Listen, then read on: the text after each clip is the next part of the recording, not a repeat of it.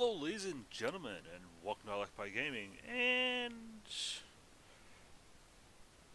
after playing Battlefield 5 for the little tiny bit that I played it, because I really don't like first person shooters, not really my thing, I thought to myself, why play a cyborg woman with weird hair when there were so many role models from World War II where they could have made a accurate and a lot better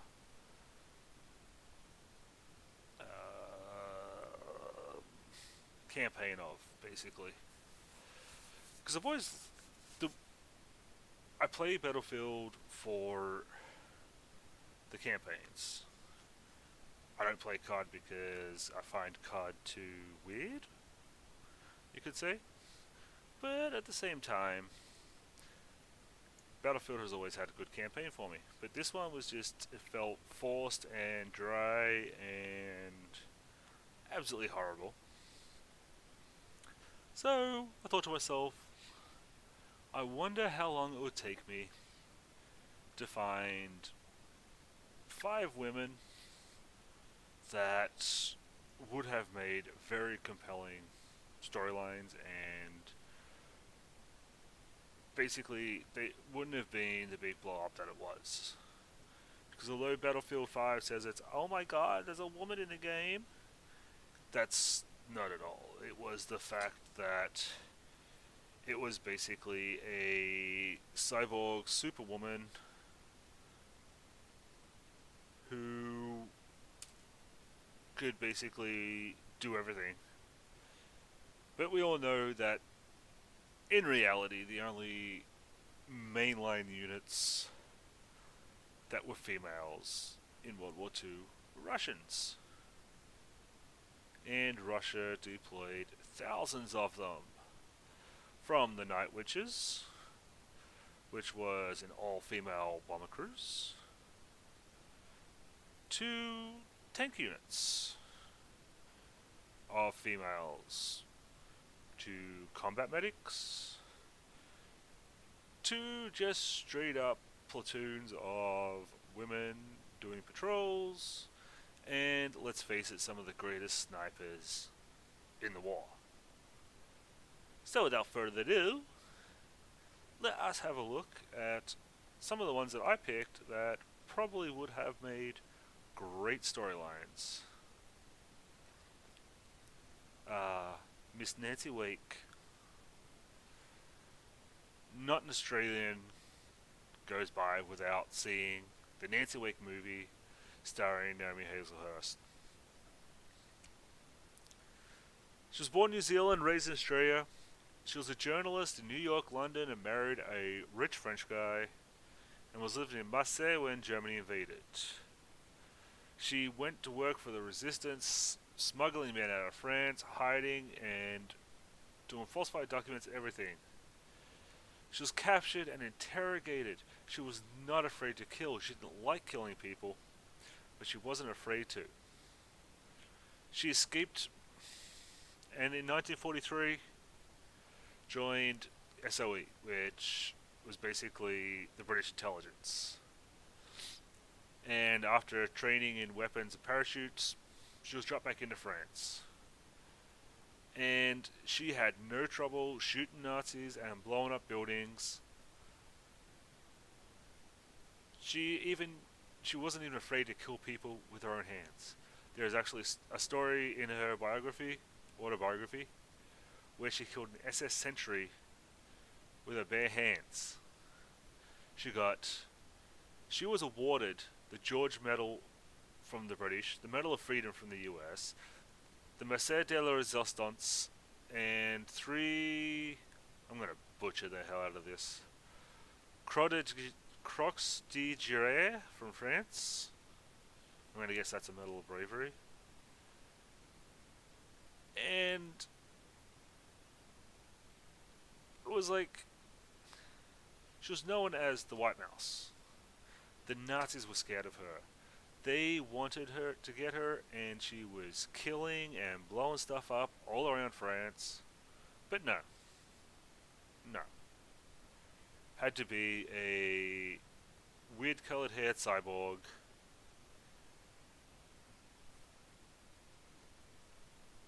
It's silly. This is Susan Travers. And Miss Travers, just gotta find my notes here. This is a picture of the only female, and remember this, only female to ever be in the French Foreign Legion. She was a driver and ended up fighting in Libya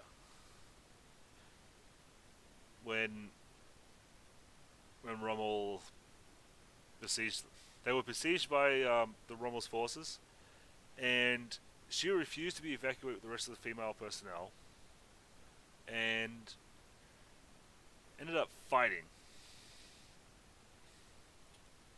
And one of the big things was she led a breakout of 2,500 troops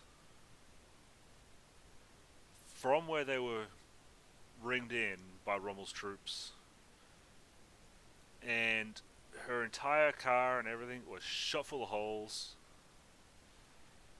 And once again, she got the Légion d'honneur, Croix de Guerre, and Médaille Militaire. Once again, a great story. Could have at least put a little bit in there for that. But no. And now we get to the Russians. I'm going to butcher her name. Lyudmila Palavenchko. She was a Russian sniper,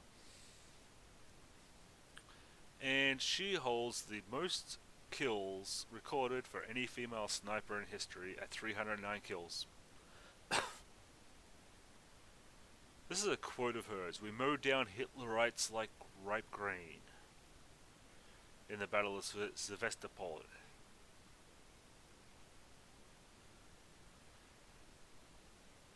She became a hero of the Soviet Union. I think Sevastopol went for months. And nope. We can't say anything about her, because she's a Russian. She's a Russian. But, you see, there's so many stories out there. This took me 15 minutes to find these, and I totally lost my notes on the last one, which is Lydia Levinch.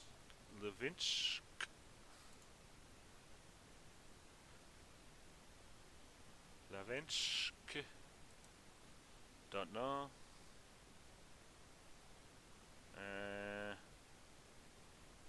And no, it's not being nice to me. But where is it? Is it? Nope, totally lost my notes.